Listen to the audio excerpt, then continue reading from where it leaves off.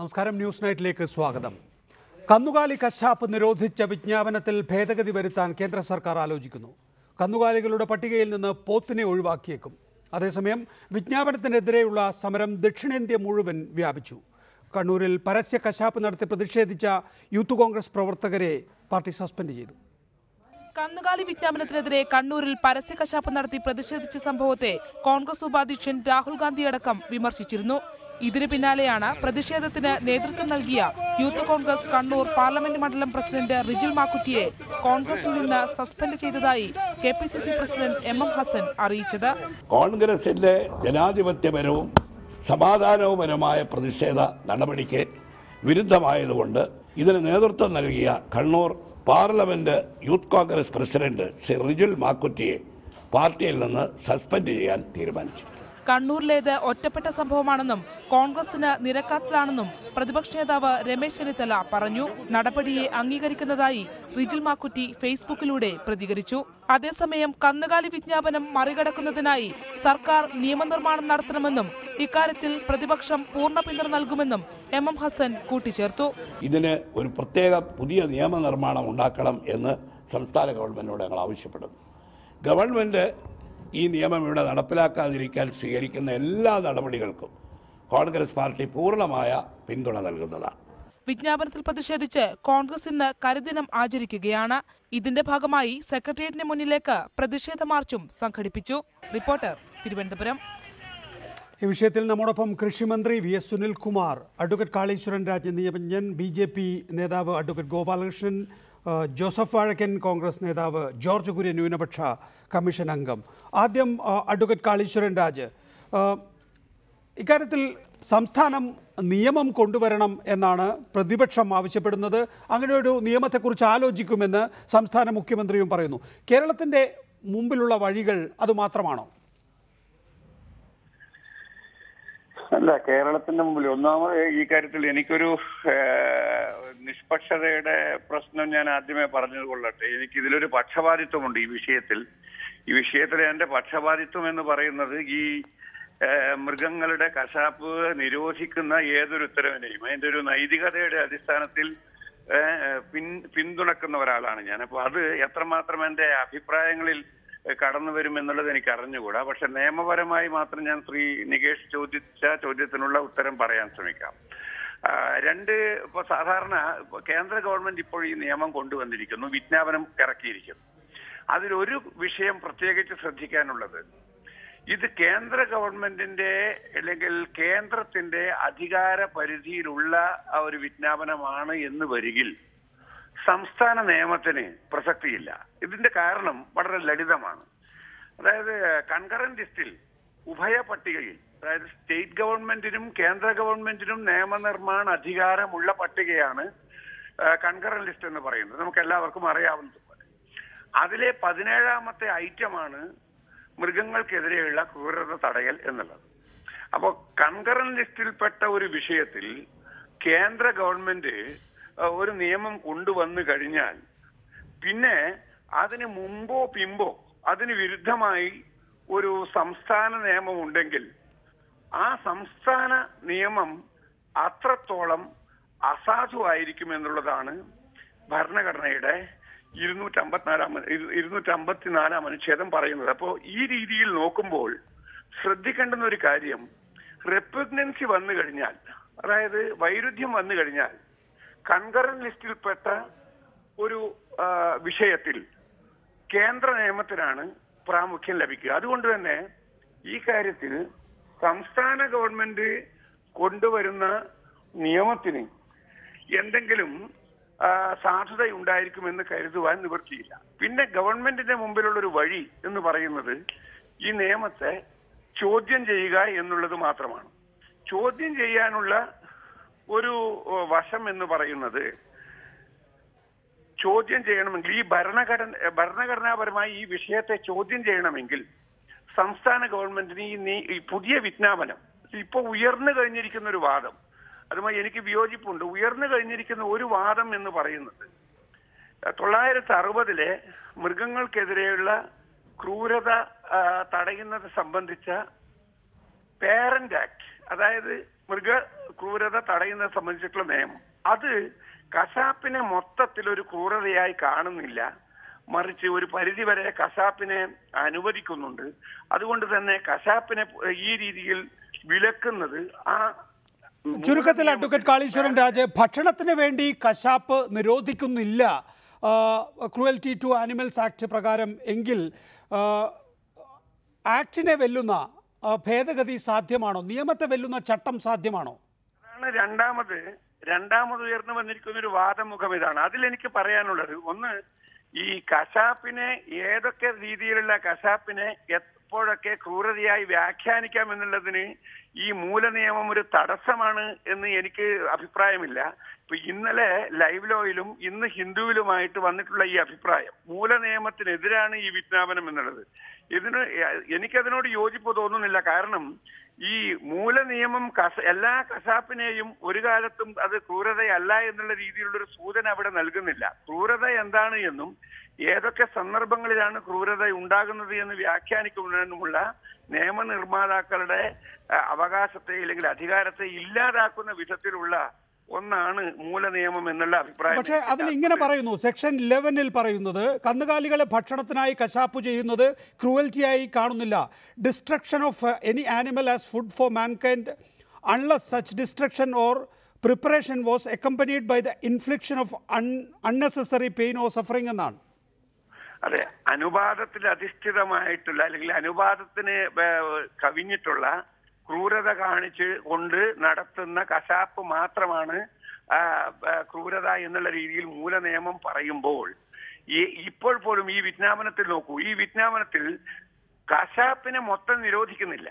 അപ്പോൾ കശാപ്പ് എന്ന് പറയുന്നത് ഏതൊക്കെ സന്ദർഭങ്ങളിൽ ഏതൊക്കെ വിൽപ്പന ഏതൊക്കെ മാർക്കറ്റിൽ വെച്ച് നടത്തുമ്പോഴാണ് ക്രൂരത എന്നുള്ള രീതിയിൽ ഒരു ക്വാളിഫൈഡ് എന്ന് വിശേഷിപ്പിക്കാവുന്ന രീതിയിലാണ് ഈ വിജ്ഞാപനവും കശാപ്പിനെ നിരോധിക്കുന്നത്. അല്ലാതെ ദയവായി തുടരുക advocate Kaleeswaran Raj. Shri V S Sunilkumar, ഇപ്പോൾ മുഖ്യമന്ത്രി പിണറായി വിജയൻ എല്ലാ മുഖ്യമന്ത്രിമാർക്കും കത്തയക്കുന്നു. അദ്ദേഹം പറയുന്നു മലയാളിക്ക് എന്താണോ കഴിക്കേണ്ടത് അത് കഴിക്കാനുള്ള സ്വാതന്ത്ര്യം അനുവദിക്കും എന്ന്. ഗവൺമെന്റ് എന്താണ് ചെയ്യാൻ പോകുന്നത്? അല്ല, ഗവൺമെന്റ് ഇക്കാര്യത്തിൽ നിയമപരമായ എല്ലാ വശങ്ങളും പരിശോധിച്ച ശേഷം ഒരു പുതിയ നിയമനിർമ്മാണത്തിൻ്റെ ആവശ്യകതയുണ്ടെങ്കിൽ ആ രീതിയിലേക്ക് ഞങ്ങൾ മുന്നോട്ട് പോകും. അതല്ല, ഇത് സുപ്രീം കോടതിയിലോ അല്ലെങ്കിൽ ഇതിന് യോഗ്യമായ ഏത് കോടതിയിലാണ് സമീപിക്കേണ്ടതെങ്കിൽ ആ കോടതിയെ സമീപിച്ചുകൊണ്ട് ഇതിന് പരിഹാരം ഉണ്ടാക്കാൻ കഴിയും. അതാണ് ഗവൺമെൻറ് ശ്രമിച്ചുകൊണ്ടിരിക്കുന്ന കാര്യം. ഇത് നിയമപരമായി നേരിടുക എന്നുള്ളത് മാത്രമല്ല, ഇതിൻ്റെ പിന്നിൽ വ്യക്തമായ ചില രാഷ്ട്രീയ അജണ്ടയുണ്ട്. ഇവിടെ നേരത്തെ ശ്രീ കാളീശ്വരൻ രാജു പറഞ്ഞ പോലെ ആ നോട്ടിഫിക്കേഷനിൽ സ്ലോട്ടറിംഗ് നിരോധിക്കുന്നില്ല എന്ന് പറയുന്നൊരു വസ്തുതയാണ്. പക്ഷേ സ്ലോട്ടറിംഗ് നേരിട്ട് നിരോധിക്കുകയല്ല ചെയ്യുന്നത്. കന്നുകാലികളെ കൈമാറ്റം ചെയ്യുമ്പോൾ സ്ലോട്ടറിങ്ങിനല്ല എന്ന് ഉറപ്പുവരുത്തിക്കൊണ്ടല്ലാതെ കന്നുകാലികളെ കൈമാറ്റം ചെയ്യാൻ കഴിയില്ല. കന്നുകാലി വാങ്ങുന്നവർക്കും കൊടുക്കുന്നവർക്കും ഇത് സ്ലോട്ടറിങ്ങിനല്ല എന്ന് ഉറപ്പുവരുത്തിക്കൊണ്ട് മാത്രമേ ചെയ്യാൻ കഴിയുള്ളൂ എന്ന് വന്നാൽ പിന്നെ ആരാണ് പിന്നെ സ്ലോട്ടറിങ്ങിന് വേണ്ടി കന്നുകാലികൾ കൊടുക്കാൻ കഴിയുക? പിന്നെ എന്താണ് അതിനകത്തൊരു മാർഗ്ഗം? എന്താണ് പിന്നെ എന്താണ് അതിൻ്റെ പിന്നിൽ വലിയ താല്പര്യം ഉണ്ടായിരിക്കും. അതിൻ്റെ പിന്നിൽ എന്താണ് മറ്റു താല്പര്യം? എന്താണ് ഇവിടെ വരാൻ പോകുന്ന RCEP കരാറടക്കമുള്ള വരാൻ പോകുന്ന കരാറുകളെ തുടർന്ന് നിരവധിയായ ഉൽപ്പന്നങ്ങൾ വിദേശ രാജ്യങ്ങളിൽ നിന്നും ഇങ്ങോട്ട് ഇറക്കുമതി ചെയ്യാൻ പോവാണ്. പാൽ ഉൽപ്പന്നങ്ങളും അതുപോലെ തന്നെ കാർഷിക ഉൽപ്പന്നങ്ങളെല്ലാം ഇന്ത്യയിലേക്കും വിദേശ രാജ്യങ്ങളിൽ നിന്ന് വരാൻ പോവുകയാണ്. മൾട്ടിനാഷണൽ കമ്പനികളുടെ ഉൽപ്പന്നങ്ങൾ വരാൻ പോവാണ്. ആ രീതിയിലേക്ക് വരാൻ തുടങ്ങിക്കഴിഞ്ഞാൽ ഇവിടെ ഇതിൻ്റെ മാർക്കറ്റ് തന്നെ മറ്റ് കമ്പനികളേക്ക് ഏൽപ്പിച്ചു കൊടുക്കുന്ന ലക്ഷ്യമോ ഇതിന് പിന്നിലുണ്ടോ എന്നുള്ളത് പിന്നീട് ചിന്തിക്കേണ്ട കാര്യമാണ്. പക്ഷേ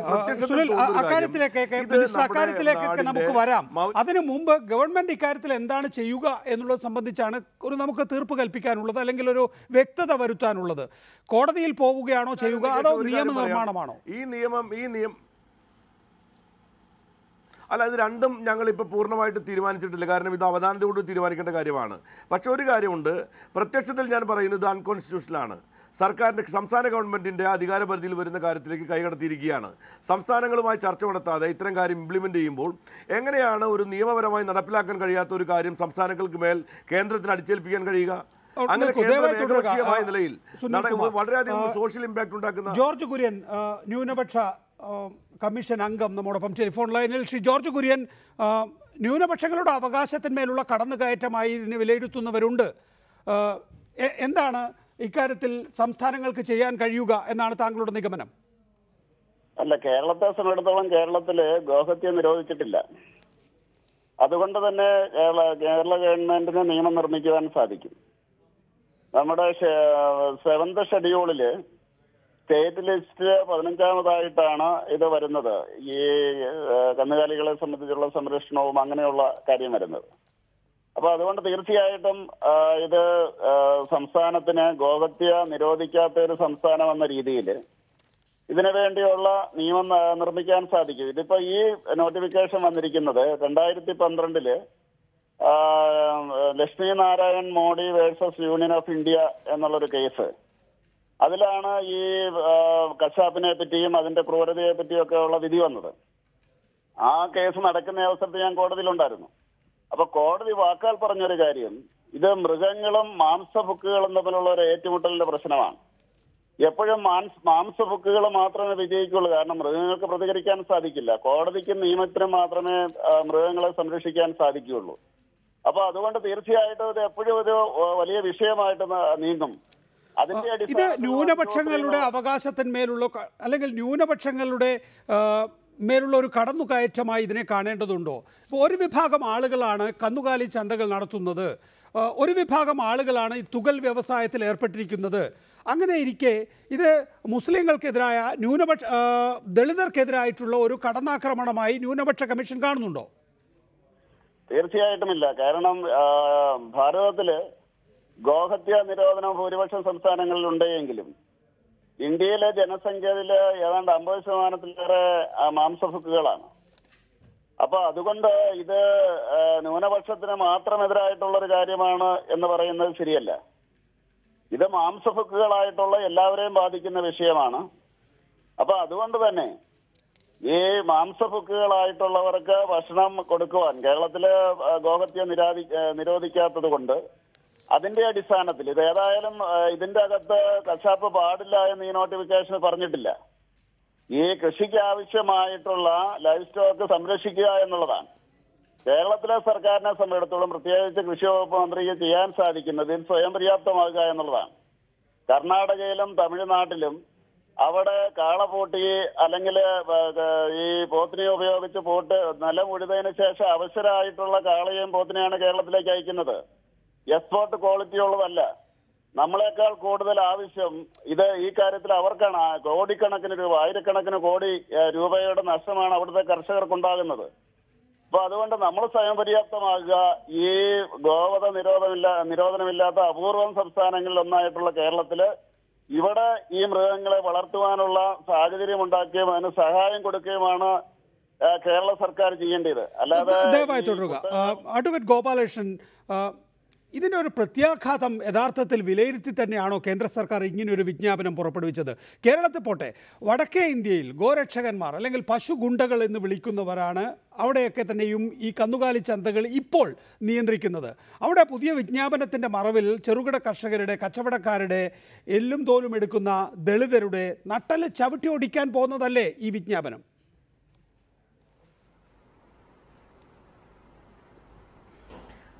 നികേഷേ, ഈ വിജ്ഞാപനം വാസ്തവത്തിൽ ഇന്ത്യ ഗവൺമെന്റ് കൊണ്ടുവന്നത് ഇവിടുത്തെ കാർഷിക മേഖലയിലെ സമ്പൽ സമൃദ്ധമായ ഒരു അഭിവൃദ്ധിക്ക് വേണ്ടിയാണ്.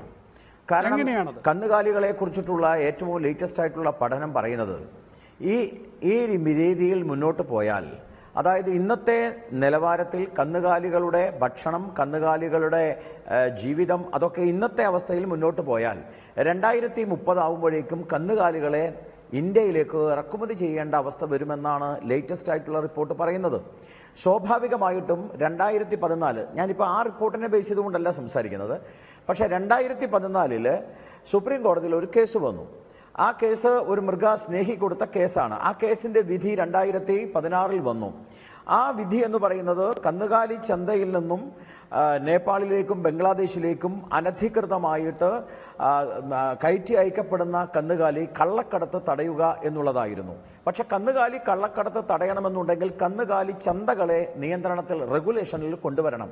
അതുകൊണ്ട് കന്നുകാലി ചന്തയെ റെഗുലേഷനിൽ കൊണ്ടുവരികയും ആ കന്നുകാലികളുടെ സംരക്ഷണം ഇന്ത്യ മഹാരാജ്യത്ത് കാർഷിക വൃത്തിക്ക് ഉപയുക്തമാകുന്ന രീതിയിൽ അത് കൊണ്ടുവരുവാൻ വേണ്ടിയാണ് ഈ വിജ്ഞാപനം കൊണ്ടുവന്നിട്ടുള്ളത്. ഈ വിജ്ഞാപനത്തിലെ ഏറ്റവും പ്രധാനപ്പെട്ട വിഷയമെന്ന് പറയുന്നത് പർച്ചേസർ 6 മാസത്തേക്ക് ഈ കന്നുകാലിയെ വിൽക്കാൻ പാടില്ല എന്നത് മാത്രമാണ്. മാത്രമല്ല മാർക്കറ്റിൽ നിന്ന് നേരിട്ട് അറവുശാലയിലേക്ക് കൊണ്ടുപോകാൻ പാടില്ല. അപ്പം മാർക്കറ്റിൽ നിന്ന് അറവുശാലയിലേക്ക് കൊണ്ടുപോകാൻ പാടില്ല എന്ന് പറയുമ്പോൾ തന്നെ 6 മാസത്തേക്ക് അറവുകാരനായാലും ആരായാലും കൃഷിക്കാരനായാലും 6 മാസത്തേക്ക് ആ കന്നുകാലിയെ വളർത്തണം എന്നുള്ളതാണ് അതിനുള്ളിലുള്ള അടിസ്ഥാനപരമായ കാര്യം. രണ്ടാമത്തെ കാര്യം, ഇത് ഒരു ദിവസം നാളെ അങ്ങോട്ട് ചെയ്യേണ്ട കാര്യമല്ലല്ലോ. ഇതിന് സംസ്ഥാന ഗവൺമെന്റ് ബോർഡ് ഉണ്ടാക്കണം, അതിന് ജില്ലാ കളക്ടറുടെ അധ്യക്ഷതയിൽ ബോർഡ് ഉണ്ടാവണം, അതിന് മണ്ഡലതലത്തിൽ ചന്തയടിസ്ഥാനത്തിൽ ബോർഡ് ഉണ്ടാവണം. ഇതിനൊക്കെ സമയമെടുക്കുന്ന കാര്യങ്ങളാണ്. അപ്പൊ ഈ സമയമെടുക്കുന്ന പരിധി ഉപയോഗിച്ചുകൊണ്ട് കേരളത്തിലെ ഗവൺമെന്റ്, ഞാൻ കേരളത്തിലേക്ക് വന്നാൽ കേരളത്തിലെ ഗവൺമെന്റ് തീർച്ചയായിട്ടും കേരളത്തിലെ ഗവൺമെന്റിന് ഈ നയം, ഈ വിജ്ഞാപനം ഏറ്റവും ഉപയോഗപ്രദമാകുന്ന രീതിയിലേക്ക് പരിഷ്കരിക്കാൻ കഴിയണം. അതിന്റെ അടിസ്ഥാനം എന്ന് പറഞ്ഞാൽ എനിക്ക് മനസ്സിലാവുന്നില്ല. എന്റെ സുഹൃത്ത് സുനിൽകുമാർ എന്തിനാ ഇത്രയേറെ വാചാലനാവുന്നത്, വിഷാദത്തിൽ വരുന്നത്, ഉത്കണ്ഠപ്പെടുന്നത് മനസ്സിലാവുന്നില്ല. കേരളത്തിലെ കർഷകർക്ക് അനുഗുണമാണ് ഈ നയം.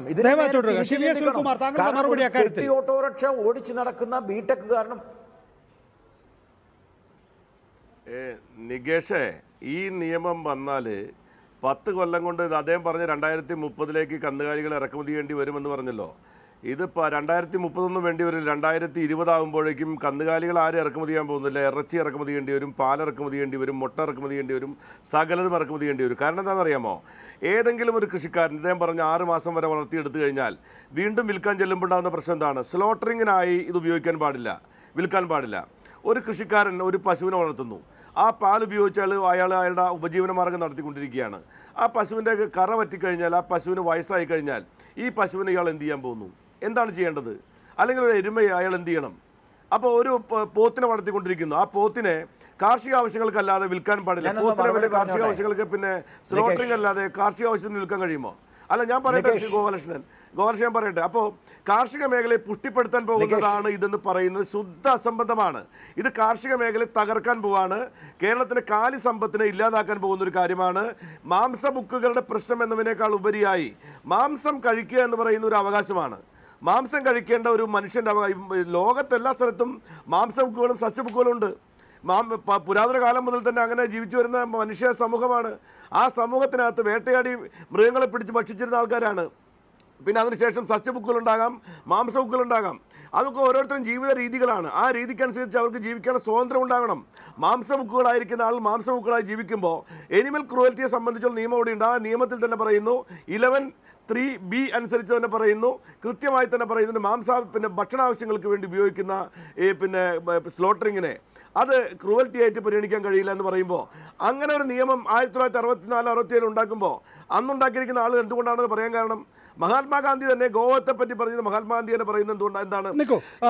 ഗോപാലകൃഷ്ണൻ, ഇവിടെ നേരത്തെ ശ്രീ വി എസ് സുനിൽകുമാർ ചൂണ്ടിക്കാണിച്ചത്, അല്ലെങ്കിൽ നമുക്കെല്ലാം അറിയുന്ന യാഥാർത്ഥ്യം എന്ന് പറയുന്നത് ഇതിൽ വലിയ ദുരിതം അനുഭവിക്കാൻ പോകുന്നത് കർഷകരാണ് എന്നുള്ളതല്ലേ? ഇപ്പം നമുക്കറിയാം, കർഷകരുടെ ഇന്ത്യയിലെ ഇന്നത്തെ അവസ്ഥ അർദ്ധപട്ടിണിയോ പൂർണ്ണ പട്ടിണിയോ ആണ്.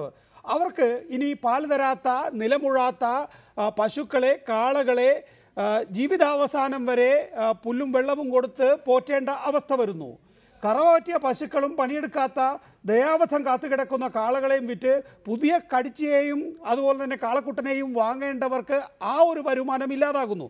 കർഷകർക്ക് ഇത് ഉപയോഗപ്പെടും എന്ന് അഡ്വക്കേറ്റ് ഗോപാലകൃഷ്ണൻ പറയുന്നത് അമ്പരപ്പുണ്ടാക്കുന്ന വസ്തുതയാണ്.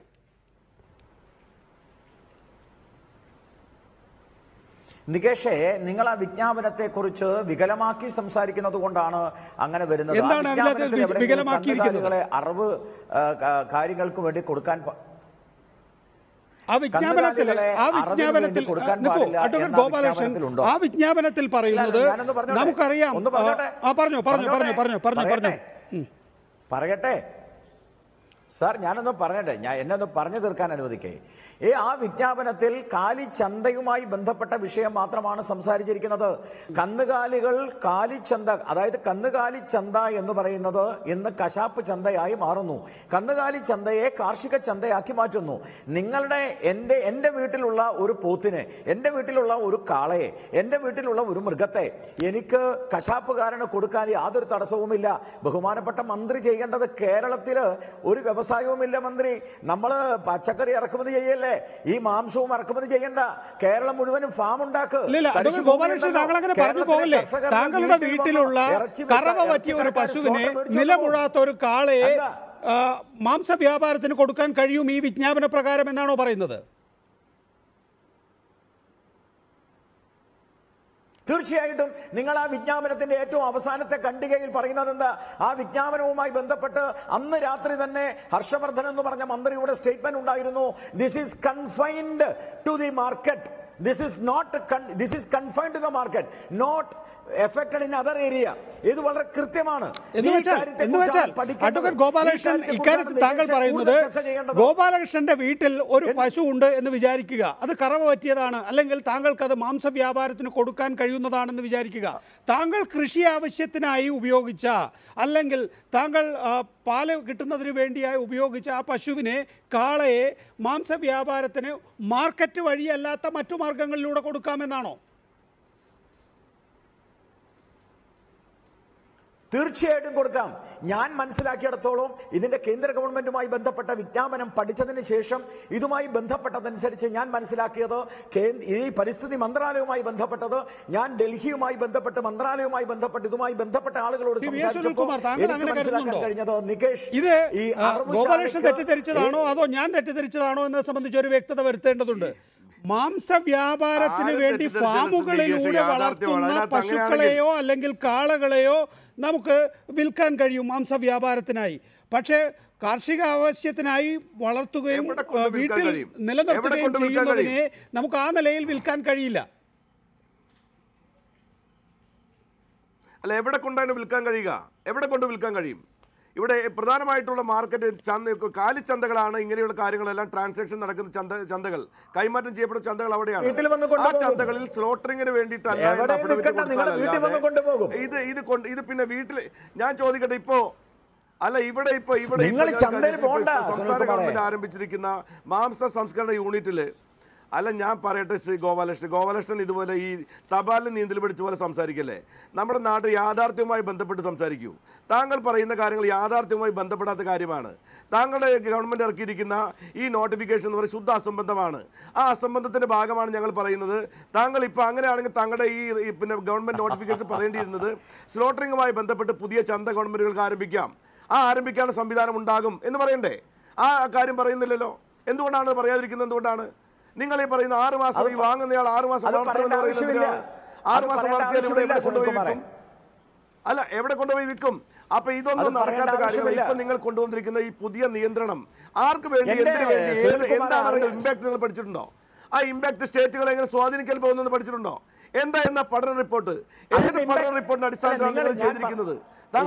കഴിയുമോ? ഞാൻ പറഞ്ഞ കാര്യത്തെ കുറിച്ച് നിങ്ങൾ സംസാരിക്കുക. ഞാൻ പറയുന്നത് സെൻട്രൽ ഗവൺമെന്റ് നോട്ട്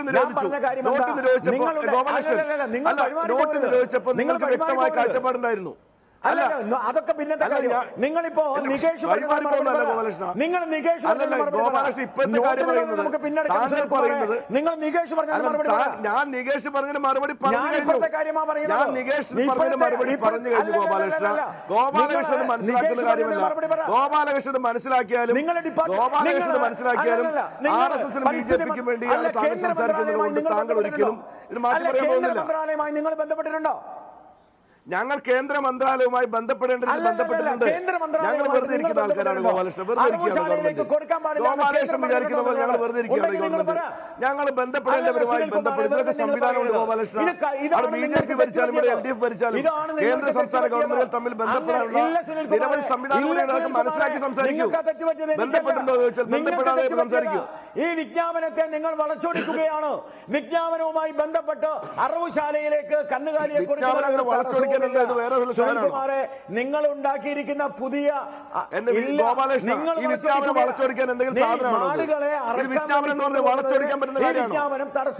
നിയമത്തിന്റെ വഴിക്ക് പോകേണ്ട കാര്യമല്ല, തടസ്സമല്ല.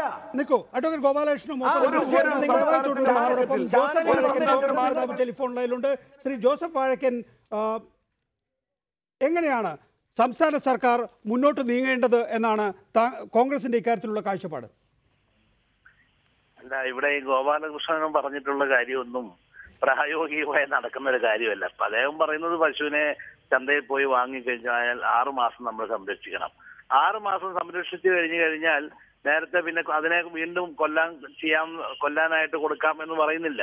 വീണ്ടും നമ്മൾ അടുത്ത ചന്തയിൽ കൊണ്ടുചെല്ലും. അവിടുന്ന് വീണ്ടും ഒരു 6 മാസം മേടിക്കുന്ന ആളെ 6 മാസം സംരക്ഷിക്കണം.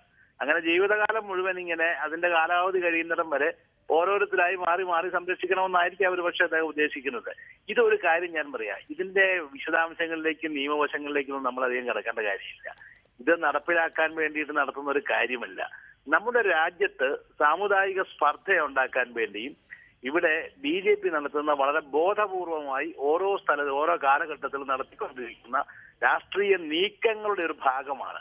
അതിനുവേണ്ടി അവര് UP-യിലൊക്കെ പല സ്ഥലത്തും അവർ സാമുദായിക കലാപങ്ങൾ ഉണ്ടാക്കി. നോട്ട് നിരോധനം പോലും അതുവരെ കമ്മ്യൂണലൈസ് ചെയ്തിട്ടുള്ള പാർട്ടിയാണ്. ഇതൊക്കെ രാഷ്ട്രീയ ലാഭത്തിന് വേണ്ടി നരേന്ദ്രമോദിയുടെയും അമിത്ഷായുടെയും ബുദ്ധിയിൽ ഉദിക്കുന്ന കുബുദ്ധികളാണ്. അതിന്റെ പേരിൽ ഉണ്ടാക്കുന്ന ചെറിയ ചെറിയ നിയമങ്ങളും കാര്യങ്ങളുമാണിത്. ഇവിടെ ഈ കേരള സംസ്ഥാനം ഉൾപ്പെടെ ഇന്ത്യയിൽ മാംസബുക്കുകളായിട്ടുള്ള ആളുകൾ ബഹുഭൂരിപക്ഷം ജീവിക്കുന്ന ഒരു സംസ്ഥാനത്തിൽ നടക്കാൻ പോകുന്ന കാര്യമല്ല. ഇത് ഒരിടത്തും നടക്കാൻ പോകുന്നില്ല എന്ന് പറയുമ്പോൾ ശ്രീ ജോസഫ് വാഴക്കൻ താങ്കൾ എന്താണ് ഉദ്ദേശിക്കുന്നത്? കേരളത്തിൽ ഒരുപക്ഷെ ഇത് നടപ്പാക്കാൻ പ്രായോഗികമായ ബുദ്ധിമുട്ടുണ്ടാകുമായിരിക്കും, അല്ലെങ്കിൽ കേരളം ഹൈക്കോടതിയിലോ സുപ്രീം കോടതിയിലോ പോയി ഇക്കാര്യത്തിൽ ഒരു വ്യക്തത വരുത്തുമായിരിക്കും, അല്ലെങ്കിൽ അതിനും സാധിക്കുന്നില്ലെങ്കിൽ ഒരു നിയമനിർമ്മാണം കൊണ്ടുവന്ന് ഇവിടുത്തെ ഭക്ഷണ സ്വാതന്ത്ര്യം അനുവദിക്കുമായിരിക്കും. ആ നിലയിൽ പുരോഗമനപരമാണ് നമ്മുടെ കാര്യങ്ങൾ. നമ്മൾ ആ നിലയിലാണ് കാര്യങ്ങൾ മുന്നോട്ട് കൊണ്ടുപോകുന്നത് ഭാഗ്യവശാൽ. പക്ഷെ മറ്റ് സംസ്ഥാനങ്ങളിലെ അവസ്ഥ നിലവിൽ തന്നെ കന്നുകാലി കടത്ത് അനുവദിക്കുന്നില്ല. മറ്റ് സംസ്ഥാനങ്ങളിൽ നിന്ന് കൊണ്ടുപോവുകയോ അല്ലെങ്കിൽ കൊണ്ടുവരികയോ ചെയ്യുന്ന കന്നുകാലികളെ കൊണ്ടുവരുന്ന വാനുകൾ, ട്രക്കുകൾ അവ തടഞ്ഞു നിർത്തി അതിൻ്റെ ഡ്രൈവറെ തല്ലിക്കൊല്ലുകയാണ് ചെയ്യുന്നത്. അങ്ങനെ ഈ വിജ്ഞാപനം വരുന്നതിന് മുമ്പ് തന്നെ ആ സ്ഥിതി ഉണ്ടായിരുന്ന സംസ്ഥാനങ്ങളിൽ സ്ഥിതി വിജ്ഞാപനത്തിൻ്റെ അടിസ്ഥാനത്തിൽ വഷളാവുകയല്ലേ ചെയ്യുക? ഞാൻ പറഞ്ഞല്ലോ ഇതൊക്കെ ഉണ്ടാകും. അതൊക്കെയാണ് ഞാൻ പറഞ്ഞ സാമുദായികമായിട്ടുള്ള സ്പർദ്ധ വർദ്ധിപ്പിക്കുകയും ഇന്ത്യയെ ഡിവൈഡ് ചെയ്യുകയും ചെയ്യുന്നുള്ള ലക്ഷ്യം തന്നെ ഞാൻ പറഞ്ഞത്. ഉത്തരേന്ത്യൻ സംസ്ഥാനങ്ങളിലൊക്കെ ഈ പറയുന്ന പല കാര്യങ്ങളും നടക്കും. ദക്ഷിണേന്ത്യൻ സംസ്ഥാനങ്ങളിലോ അതുപോലെ തന്നെ വടക്ക് കിഴക്കൻ സംസ്ഥാനങ്ങളിലോ ബഹുഭൂരിപക്ഷം മാംസഭുക്കുകളായ ആളുകൾ ജീവിക്കുന്ന ഒരു സംസ്ഥാനത്തും ഇതൊന്നും നടക്കില്ല. അവിടെയൊക്കെ ഈ കാര്യങ്ങൾ ഇത് ലോകമെമ്പാടുമുള്ളതാണ്. നോൺ വെജിറ്റേറിയൻസും വെജിറ്റേറിയൻസും ഒക്കെ. അല്ലാതെ ഇന്ത്യ മഹാരാജ്യത്ത് മാത്രമായി ഒരു പുതിയ നിയമം ഉണ്ടാക്കി കളയാമെന്നുള്ള തെറ്റിദ്ധാരണയൊന്നും നരേന്ദ്രമോദിക്കോ അമിത്ഷായ്ക്കോ ഉണ്ടാകുമെന്നുള്ള വിശ്വാസം എനിക്കില്ല. ദയവായി തുടരുക ജോസഫ് വാഴക്കൻ. അഡ്വക്കേറ്റ് ഗോപാലകൃഷ്ണൻ, ഇതിപ്പോൾ നമുക്കറിയാം 1 ലക്ഷം കോടി രൂപയുടെ വിപണിയാണ് മാംസ വിപണി എന്നുള്ളത്. അവിടെ ഈ പറയുന്ന കർഷകനെ മാറ്റി നിർത്തുക, കർഷകൻ സാധാരണഗതിയിൽ കറവ പറ്റിയ പൂട്ടാൻ കഴിയാത്ത കാളകളെ മാംസവിപണിയിലേക്ക് അയക്കുന്നു എന്നുള്ളതാണ് ഒരു വലിയ തടസ്സമായി ഈ പറയുന്ന ഒരുപക്ഷെ BJP നേതാക്കളായ വലിയ മാംസ കച്ചവടക്കാരുടെ തടസ്സം എന്ന് പറയുന്നത്. മാത്രമല്ല തുകൽ വ്യവസായം വികേന്ദ്രീകൃതമായി കിടക്കുകയാണ്. ഇപ്പോൾ കേരളത്തിൽ തന്നെ ഏറ്റവും കൂടുതൽ വീടുകൾ കേന്ദ്രീകരിച്ചുള്ള ഒരു കച്ചവടം നടക്കുന്നത് അല്ലെങ്കിൽ ഒരു വ്യവസായം നടക്കുന്നത് തുകൽ വ്യവസായമായിരിക്കും. മറ്റ് സംസ്ഥാനങ്ങളിലാണെങ്കിൽ അത് കുറേ കൂടി വിപുലമായ തരത്തിൽ നിൽക്കുന്നു. അത് തല്ലി തകർക്കുക, എന്നിട്ട് കുത്തകകളെ കാര്യം ഏൽപ്പിക്കുക എന്നുള്ളതാണ് ഈ വിജ്ഞാപനത്തിൻ്റെ അടിസ്ഥാന ലക്ഷ്യം എന്ന് പറഞ്ഞാൽ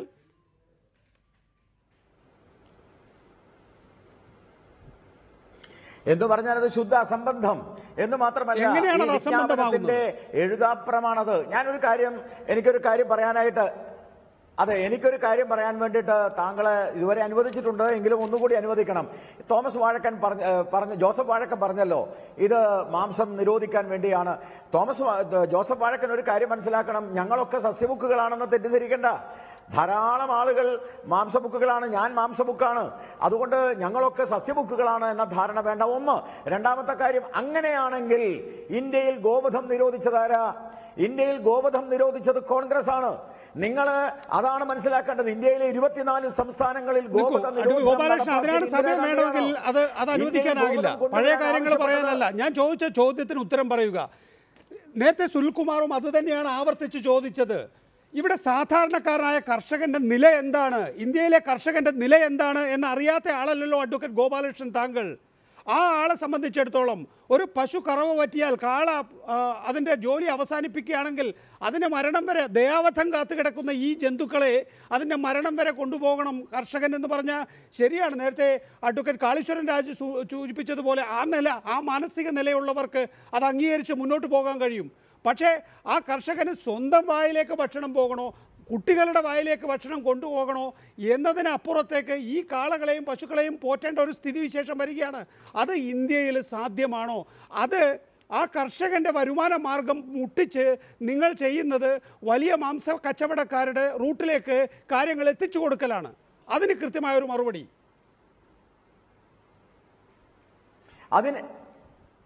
ഇത് തിരിച്ചാണ് പറയേണ്ടത്. ഇനിയും ഒരു കുത്തക മാംസക്കച്ചവടം നടത്തില്ല. കാരണം ഇന്ത്യയിലെ ഗ്രാമീണ മേഖലയിലെ കർഷകനെ ഇടത്തരക്കാർ വന്ന്, കുത്തകകൾ വന്ന് അവന്റെ വീട്ടിൽ നിന്ന് ആ ജന്തുവിനെ കൊണ്ടുപോയി കുത്തകകളാണ് കൊണ്ടുപോകുന്നത്, ഇടത്തരക്കാരാണ് കൊണ്ടുപോകുന്നത്. ഇനി അത് ഉണ്ടാവില്ല. ഗ്രാമീണ കർഷകനെ നേരിട്ട് വിൽക്കാം. ഞാൻ നേരത്തെ പറഞ്ഞല്ലോ, നികേഷ് ചോദിച്ചല്ലോ, ഈ നമ്മുടെ കൃഷിമന്ത്രി അടക്കമുള്ള കേരളത്തിലെ ഗവൺമെന്റ്, സെൻട്രൽ ഗവൺമെന്റുമായി ബന്ധപ്പെടട്ടെ, കർഷകൻ അറവുശാലയിലേക്ക് അല്ലെങ്കിൽ ഫാമിൽ നിന്ന് അറവുശാലയിലേക്ക്, അല്ലെങ്കിൽ ഇപ്പോൾ കേരള സർക്കാർ തുടങ്ങിയിട്ടുള്ള ഈ മാംസം സംസ്കരിക്കുന്ന ആ സംഭരണശാലയിലേക്ക് ഒരു കർഷകന് തന്റെ ആടുമാടുകളെ കൊടുക്കാൻ കഴിയില്ല എന്ന പൊതുമേഖലാ സ്ഥാപനം ഈ തീരുമാനത്തെ, വിജ്ഞാപനത്തെ സ്വാഗതം ചെയ്യുകയാണ്.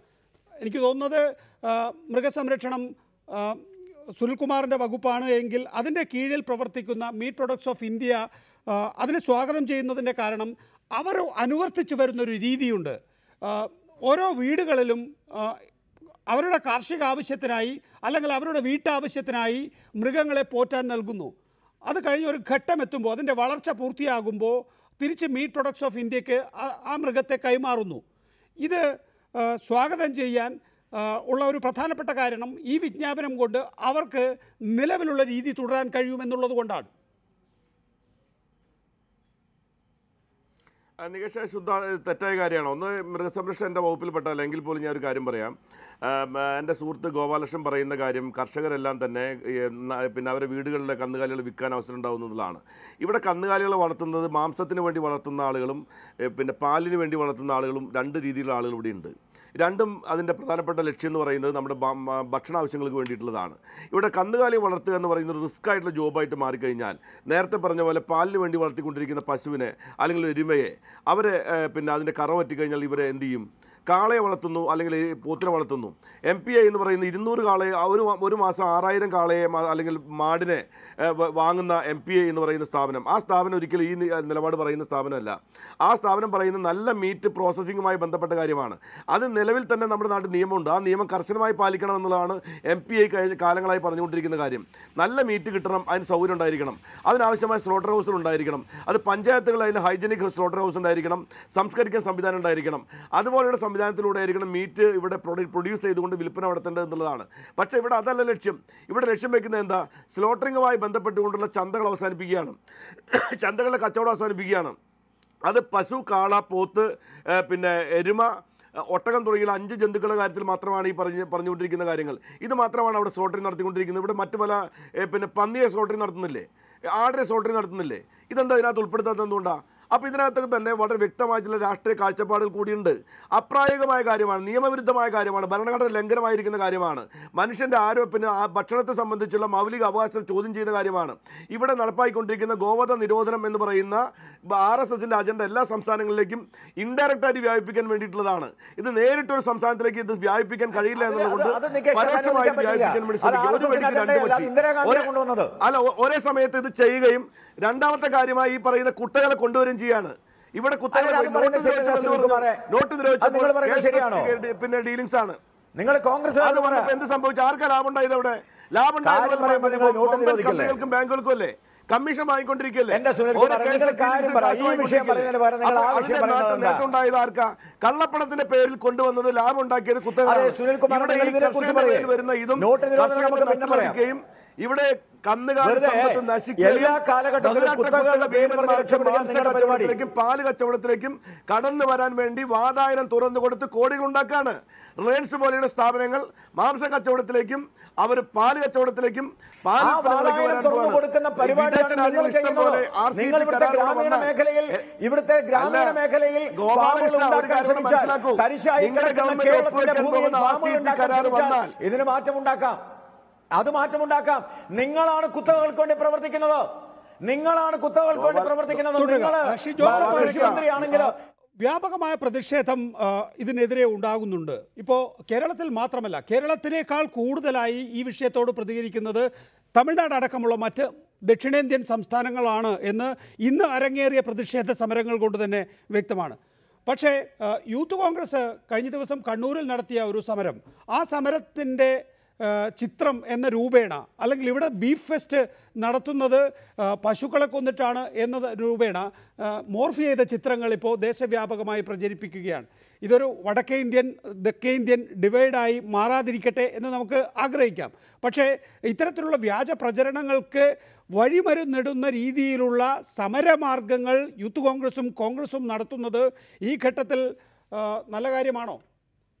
അങ്ങനെ യൂത്ത് കോൺഗ്രസും ഒന്നും തീരുമാനിച്ച അങ്ങനത്തെ സമരവും നടത്തുന്നില്ല. ചില കുട്ടികളുടെ ചിലർ അപക്വത കാരണം അവര് ചെയ്യാൻ അങ്ങനെ പരസ്യമായി മൃഗങ്ങളോടുള്ള ഈ ക്രൂരത അതങ്ങനെ ചെയ്യാൻ പാടില്ലാത്തതാണ്. ഇതൊക്കെ കോൺഗ്രസ് ഗവൺമെന്റിന്റെ കാലത്ത് തന്നെ 1966 തന്നെ ഉണ്ടായ നിയമമാണ്. മൃഗങ്ങളോടുള്ള ക്രൂരത അത് തടയാൻ വേണ്ടിയിട്ടുള്ള നിയമമൊക്കെ ആ കാലഘട്ടത്തിൽ ഉണ്ടായിട്ടുള്ളതാണ്. നേരത്തെ ഗോപാലകൃഷ്ണൻ പറഞ്ഞ ഗോവധം, കറവയുള്ള പശുക്കളെ കൊല്ലുന്നത് ശരിയല്ല എന്നുള്ള നിലപാട് കോൺഗ്രസ് സ്വീകരിച്ചിട്ടുള്ളത്. അതുകൊണ്ട് പല സ്റ്റേറ്റുകളിലും കോൺഗ്രസ് തന്നെ ഗോവധം, കറവ പശുക്കളെ കൊല്ലുന്നത് നിരോധിച്ചിട്ടുണ്ട്. അത് കേരളത്തിൽ പോലും കറവയുള്ള പശുക്കളെയോ അതല്ലെങ്കിൽ കറവ പറ്റിയതാണെങ്കിൽ പോലും പശുക്കളെ അംഗീകൃത ഈ സ്ലോട്ടർ ഹൗസുകളിൽ ഒന്നും കൊല്ലാറില്ല, ആരും അതിന്റെ ഇറച്ചി വാങ്ങാറുമില്ല. അനധികൃതമായിട്ടൊക്കെ ആ രീതിയിൽ ചെയ്യുന്ന ആളുകളുണ്ടാകാം. അതല്ലാതെ ഈ രീതിയിൽ നിങ്ങൾ BJP-ക്കാർ ഈ രാജ്യത്ത് പ്രചരിപ്പിക്കുന്നത് പോലെ ഗോക്കളെ വധിക്കുന്ന സ്ഥിതി ഒന്നും ഈ രാജ്യത്തില്ല. നിങ്ങളായി ഉണ്ടാക്കുന്നു എന്നുള്ളതാണ് ഇപ്പോൾ നടക്കുന്ന ഒരു കാര്യം. അഡ്വക്കേറ്റ് ഗോപാലകൃഷ്ണൻ, ഇക്കാര്യത്തിൽ വലിയ തോതിൽ അതുകൊണ്ട് ഒരുപക്ഷെ ഇത്തരം ഒരു വിജ്ഞാപനം കൊണ്ട് ഉദ്ദേശിക്കുന്നതും അത് തന്നെയായിരിക്കും, വലിയ തോതിൽ വിഭജനം ഉണ്ടാക്കുക, എന്നിട്ട് അതിൻ്റെ രാഷ്ട്രീയ ലാഭം കൊയ്യുക എന്നുള്ളത്. ഇന്ന് പ്രചരിക്കുന്ന ചിത്രങ്ങൾ, സ്വാഭാവികമായും പ്രചരിക്കുന്ന ചിത്രങ്ങളൊന്നും ഉത്തരവാദിത്വമൊന്നും ഒരു രാഷ്ട്രീയ പാർട്ടിയും ഏറ്റെടുക്കാൻ പോകുന്നില്ല. പക്ഷേ എന്താണ് ഉദ്ദേശിക്കുന്നത് എന്ന് അത്തരം ക്യാമ്പയിനുകളിൽ നിന്ന് വ്യക്തമാണ്. ഇവിടെ പശുക്കളെ കൊല്ലുന്നു എന്നും ചെറിയ കടിച്ചുകൾ എന്ന് വിളിക്കുന്ന കുട്ടിപ്പശുക്കളെ കഴുത്തറക്കുന്ന രീതിയിലുള്ള പടങ്ങൾ പ്രചരിപ്പിക്കുക വഴി യഥാർത്ഥത്തിൽ വലിയ തോതിലുള്ള സാമുദായിക സ്പർദ്ധ ഉണ്ടാക്കലല്ലേ ചെയ്യുന്നത്?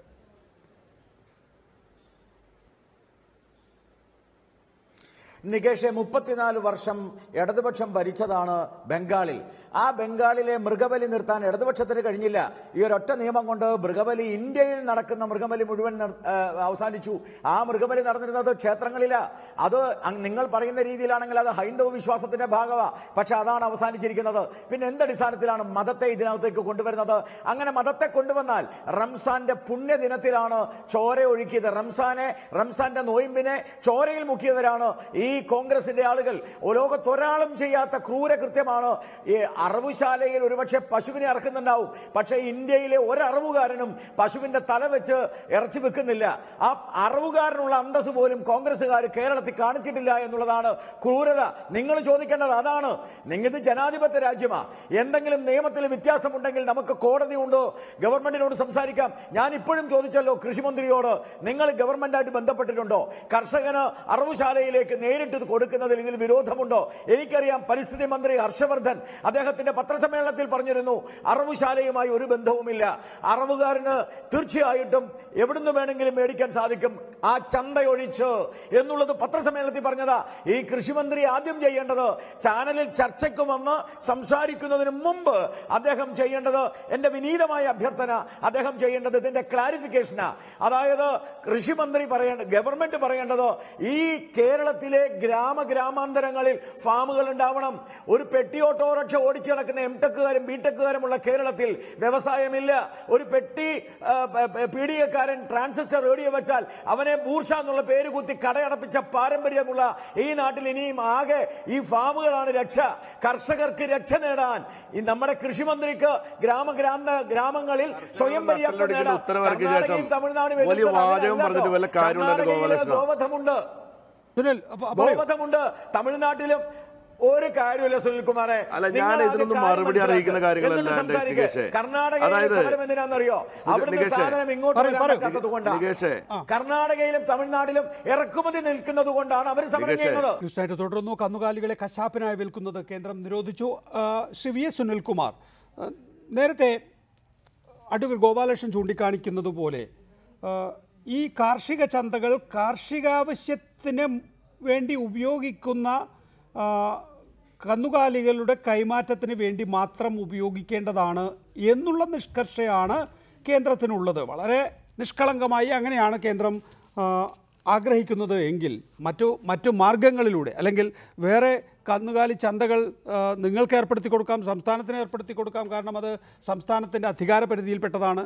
ഇനി അഥവാ നേരിട്ട് കർഷകന് ഇത്തരം മീറ്റ് പ്രൊഡക്റ്റുകൾ ഉണ്ടാക്കുന്ന കേന്ദ്രങ്ങളിലേക്ക് എത്തിച്ചു കൊടുക്കാനാണ് കഴിയുക എങ്കിൽ അങ്ങനെ ചെയ്യാം എന്നതാണ് എങ്കിൽ സംസ്ഥാനത്തിന് നേരത്തെ ഉണ്ടായിരുന്ന പ്രതിഷേധം ഉണ്ടാകുമോ? അല്ല നികേഷ്, ഇത് സംസ്ഥാന ഗവൺമെൻറ് എന്തായാലും തീരുമാനിച്ചിരിക്കുന്നത് ഈ നിയമത്തെ മറികടക്കാൻ തന്നെയാണ്. ഈ നിയമം എന്തായാലും ഇവിടെ നടപ്പാക്കാൻ സാധ്യമായ കാര്യമല്ല. ഈ നിയമം നടപ്പാക്കാൻ സാധ്യമായ കാര്യമല്ല എന്നതിന് ഞാൻ പല കാര്യങ്ങൾ നിങ്ങളോട് പറയുണ്ടായി. ഞാൻ വീണ്ടും ആവർത്തിക്കുകയല്ല. ഇവിടെ ഈ ഗവൺമെൻറ് ഇപ്പം ഗോപാലകൃഷ്ണൻ പറഞ്ഞ പോലെ കർഷകൻ ഇവിടെ രക്ഷപ്പെടാൻ പോകുന്നതല്ല, കർഷകൻ്റെ തകർച്ച ആണ് ഇതുകൊണ്ടുണ്ടാകാൻ പോകുന്നത്. ചെറുകിട കൃഷിക്കാരായിട്ടുള്ള ആരും കന്നുകാലികളിന് വളർത്താൻ തയ്യാറാവില്ല. അവൻ്റെ ഉപജീവന മാർഗം മുട്ടാൻ പോവാണ്. ഇന്ത്യയിലെ ബീഫ് കച്ചവടം നടത്തിക്കൊണ്ടിരിക്കുന്ന സിംഹഭാഗം ആളുകളും ആരാണെന്ന് നമുക്കറിയാമല്ലോ. ആരാ ബീഫ് കച്ചവടം? 24 ലക്ഷം ടൺ ബീഫ് കയറ്റുമതി ചെയ്യുന്ന ഇന്ത്യയിൽ നിന്നും പ്രധാനമായിട്ട് 6 കമ്പനികളാണ് ഈ ഇന്ത്യയിൽ നിന്ന് ബീഫ് കയറ്റുമതി ചെയ്യുന്നത്. 6 കമ്പനികളിൽ പ്രധാനമായിട്ടും ആ കമ്പനികളെല്ലാം സവർണ ഹിന്ദുക്കളായിട്ടുള്ള BJP-യും RSSുമായി ബന്ധമുള്ള ഗോവധ നിരോധനത്തിന് വേണ്ടി അതിനുവേണ്ടി പ്രവർത്തിച്ചുകൊണ്ടിരിക്കുന്ന സംഘടനയിൽ പ്രവർത്തിക്കുന്ന ആളുകൾ വരെയുണ്ട്. ഇപ്പോൾ വളരെ പ്രസിദ്ധനായ പിന്നെ ബോംബെയിലുള്ള പിന്നെ കമ്പനി സംഗീത് സോം എന്ന് പറയുന്ന ആൾ ഉൾപ്പെടെയുള്ള ആളുകളാണ്. അപ്പോൾ ഇതൊക്കെ പരസ്യമായി വന്നിരിക്കുന്നത്. ഞാൻ ആ വിഷയത്തേക്ക് കടക്കല്ല. എന്തായാലും ഒരു കാര്യം ഉറപ്പാണ്, എൻ്റെ പ്രിയ സുഹൃത്ത് ഗോപാലകൃഷ്ണൻ പറയുന്ന പോലെ ഇവിടെ ഈ നിയമം വന്നതോടുകൂടി ഇവിടുത്തെ കൃഷിക്കാരൊക്കെ രക്ഷപ്പെട്ടിരിക്കുന്നു. ഈ കൃഷിക്കാരെല്ലാം തന്നെ നാളെ മുതൽ തന്നെ അവരുടെ സാധനങ്ങളെ പിന്നെ കന്നുകാലികളെല്ലാം ഒരുപാട് വളർത്താൻ പോവാണ്, അവർക്ക് വിൽക്കാൻ അവസരം ഉണ്ടായിരിക്കും എന്നൊക്കെ പറയുന്നത് തെറ്റായ കാര്യമാണ്. അതുകൊണ്ട് ഗവൺമെൻറ്, സംസ്ഥാന ഗവൺമെൻറ് കേന്ദ്രം കൊണ്ടുവന്നിരിക്കുന്ന ഈ ശുദ്ധ അസംബന്ധ നിയമം അത് നടപ്പാക്കാനല്ല, അത് നടപ്പാക്കാതിരിക്കാൻ വേണ്ടി നിയമപരമായി എന്ത് ചെയ്യാൻ കഴിയുമോ ആ കാര്യങ്ങളെല്ലാം ഞങ്ങൾ ചെയ്യും. അതുകൊണ്ടാണ് സംസ്ഥാന മുഖ്യമന്ത്രി ഇപ്പോൾ BJP മുഖ്യമന്ത്രിമാരടക്കമുള്ളവർക്ക് കത്തയച്ചിരിക്കുന്നത്. അഡ്വക്കേറ്റ് ഗോപാലകൃഷ്ണൻ, ഇത് ന്യൂനപക്ഷങ്ങളുടെ അവകാശത്തിന്മേലുള്ള കടന്നുകയറ്റമാണ്, ഇത് കർഷകരുടെ സാമ്പത്തിക സ്വാതന്ത്ര്യത്തിന്മേലുള്ള കടന്നുകയറ്റമാണ്, ഇത് വിൽക്കാനുള്ള വാങ്ങാനുള്ള നമ്മുടെ കച്ചവടം ചെയ്യാനുള്ള നമ്മുടെ അവകാശത്തിന്മേലുള്ള കടന്നുകയറ്റമാണ്. അതുകൊണ്ട് ഇത് ഇല്ലായ്മ ചെയ്തേ തീരൂ എന്നുള്ള ഇച്ഛാശക്തി ഉണ്ടായിരിക്കും.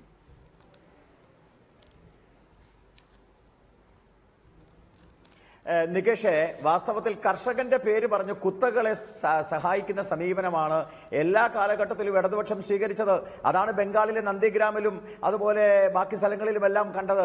ഇവിടെ ഇപ്പൊ ബഹുമാനപ്പെട്ട എന്റെ സുഹൃത്ത് സുനിൽകുമാർ ഒറ്റ തീരുമാനമേ എടുക്കണ്ടു, വേറൊന്നും വേണ്ട.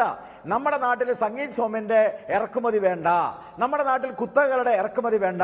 ഓരോ ഗ്രാമത്തിലും ഓരോ വീട്ടിലും, സുനിൽകുമാറിന്റെ വീട്ടിലും എന്റെ വീട്ടിലും നികേഷിന്റെ വീട്ടിലും ഓരോ പശുവിനെയും ഓരോ പോത്തിനെയും വളർത്തട്ടെ, അതിനെയാണ് അറക്കാൻ കൊണ്ടുപോകുന്നത് തീരുമാനിക്കട്ടെ.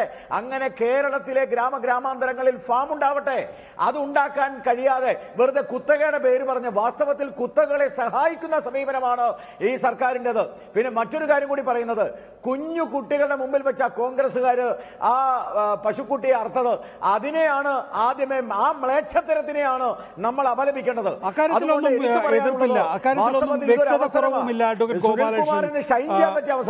യൂത്ത് കോൺഗ്രസ് ചെയ്തത് ശരിയല്ല എന്ന് ആ പാർട്ടി തന്നെ വിലയിരുത്തുന്നു. പിന്നെ മറ്റുള്ളവരെ വിലയിരുത്തേണ്ട കാര്യം എന്താണ്? ഇവിടെ കർഷകന് കാലിച്ചന്ത വഴി തങ്ങളുടെ കറവ പറ്റിയ പശുക്കളെയും നിലം പൂട്ടാൻ ഉപയോഗിക്കാൻ കഴിയാത്ത കാളകളെയും ഈ ചന്തകൾ വഴി കൈമാറാൻ കഴിയാതിരിക്കുന്ന ഒരു സാഹചര്യം സൃഷ്ടിക്കുക വഴി കുത്തകകളെ സഹായിക്കുകയാണ്, അല്ലെങ്കിൽ അതാണ് കുത്തകളെ ഒഴിവാക്കാനുള്ള മാർഗം എന്ന് താങ്കൾ പറയാനുള്ള കാരണം എന്താണ്? അതിനെക്കുറിച്ച് ഒരു വ്യക്തത വരുത്തൂ.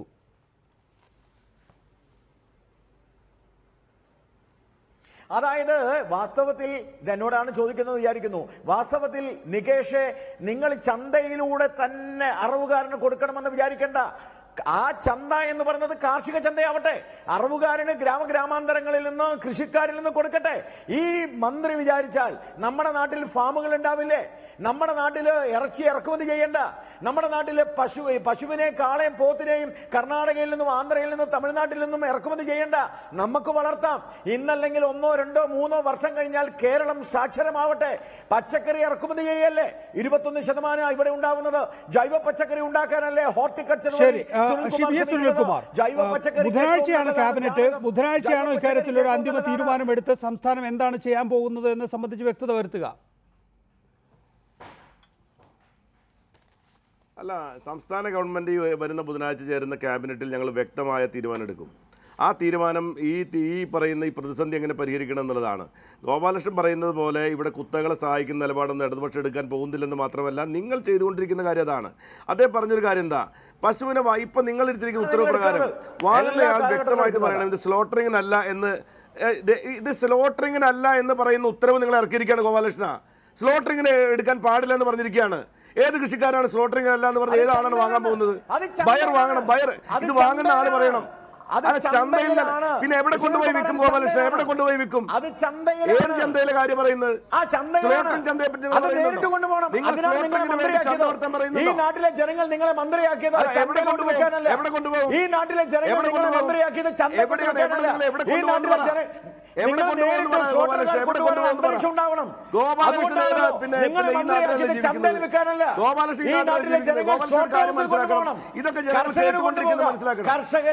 കർഷകന് കൊണ്ടുപോകാം. നിങ്ങളെ മന്ത്രിയാക്കിയത്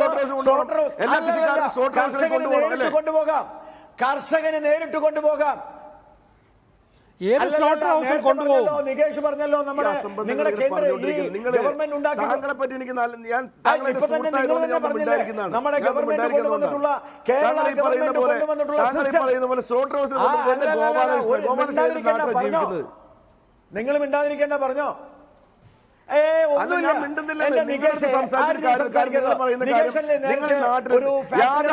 ബന്ധമില്ലാത്ത കാര്യം പറഞ്ഞ് ഞാൻ എന്ത് പറയാനാണ്? നിങ്ങളടുത്ത് ഒട്ടും പറഞ്ഞിട്ട് കാര്യമില്ല. കാരണം നിങ്ങൾക്ക് കേരളം നന്നാക്കാനുള്ള ആഗ്രഹമില്ല. ഞാൻ അവസാനിപ്പിക്കുകയാണ്. Advocate Kaleeswaran Raju, V S Sunilkumar, advocate Gopalakrishnan, Joseph Vazhakkan, George Kurian ഈ വിഷയത്തിൽ സംസാരിച്ചതിന്, ന്യൂസ് നൈറ്റിൽ പങ്കെടുത്തതിന് നന്ദി. ഇടവേള.